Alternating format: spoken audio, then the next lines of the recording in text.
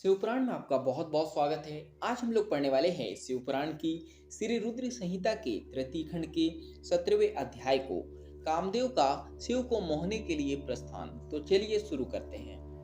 ब्रह्मा जी बोले, नारद, स्वर्ग में सब देवता मिलकर सलाह करने लगे कि किस प्रकार से भगवान रुद्र काम से सम्मोहित हो सकते हैं। शिव जी किस प्रकार पार्वती जी का पानी ग्रहण करेंगे। यह सब सोचकर देवराज इंद्र ने कामदेव को याद किया। कामदेव तुरंत ही वहां पहुंच गए। तब इंद्र ने कामदेव से कहा, हे मित्र, मुझ पर बहुत बड़ा दुख आ गया है। उस दुख का निवारण सिर्फ तुम ही कर सकते हो। हे काम, जिस प्रकार वीर की परीक्षा रणभूमि में, स्त्रियों के कुल की परीक्षा पति के असमर्थ हो जाने पर होती है, उसी प्रकार सच्चे मित्र की परीक्षा विपत्ति काल में ही होती है। इस समय मैं भी बहुत बड़ी मुसीबत में फंसा हुआ हूँ और इस विपत्ति से आप ही मुझे बचा सकते हैं। यह कार्य देवहित के लिए है, इसमें कोई संचय नहीं है। देवराज इंद्र की बातें सुनकर कामदेव मुस्कुराए और बोले, हे देवराज, इस संसार में कौन मित्र है और कौन शत्रु, यह तो वाकई देखने की वस्तु है। इसे कहकर कोई लाभ नहीं है। देवराज, मैं आपका मित्र हूँ और आपकी सहायता करने की पूरी कोशिश अवश्य करूंगा। इंद्रदेव, जिसने आपके पद और राज्य को छीनकर आपको परेशान किया है, मैं उसे दंड देने के लिए आपकी हर संभव मदद अवश्य करूंगा। अतः जो कार्य मेरे योग्य है, मुझे अवश्य बताएं। कामदेव के इस कथन को सुनकर इंद्रदेव बड़े प्रसन्न हुए और उनसे बोले, हे तात, मैं जो कार्य करना चाहता हूँ उसे सिर्फ आप ही पूरा कर सकते हो।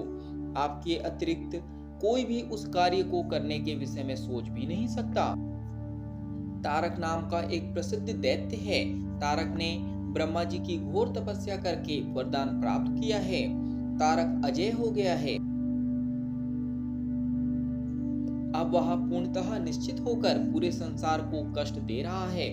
वह धर्म का नाश करने को आतुर है। उसने सभी देवी देवताओं और ऋषि मुनियों को दुखी कर रखा है। हम देवताओं ने उससे युद्ध किया, परंतु उस पर अस्त्र शस्त्रों का कोई प्रभाव नहीं पड़ा। यही नहीं, स्वयं श्री हरि का सुदर्शन चक्र भी तारक का कुछ नहीं बिगाड़ सका। मित्र, भगवान शिव के वीर्य से उत्पन्न हुआ बालक ही तारकासुर का वध कर सकता है। अतः तुम्हें भगवान शिव के हृदय में आसक्ति पैदा करनी है। भगवान शंकर इस समय हिमालय पर्वत पर तपस्या कर रहे हैं और देवी पार्वती अपनी सखियों के साथ मिलकर महादेव जी की सेवा कर रही है। ऐसा करने के पीछे देवी पार्वती का उद्देश्य प्रभु शिव को पति रूप में प्राप्त करना है, परंतु भगवान शिव तो परम योगी है। उनका मन सदैव ही उनके वश में है।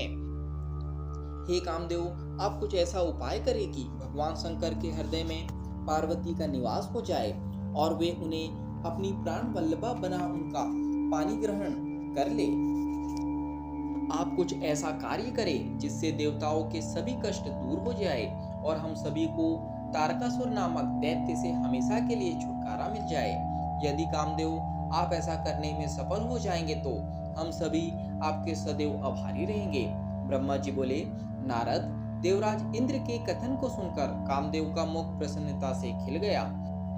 तब कामदेव देवराज से कहने लगे कि मैं इस कार्य को अवश्य करूंगा। इंद्रदेव को कार्य करने का आश्वासन देकर कामदेव अपनी पत्नी रति और वसंत को अपने साथ लेकर हिमालय पर्वत पर चल दिए, जहां शिव जी तपस्या कर रहे थे।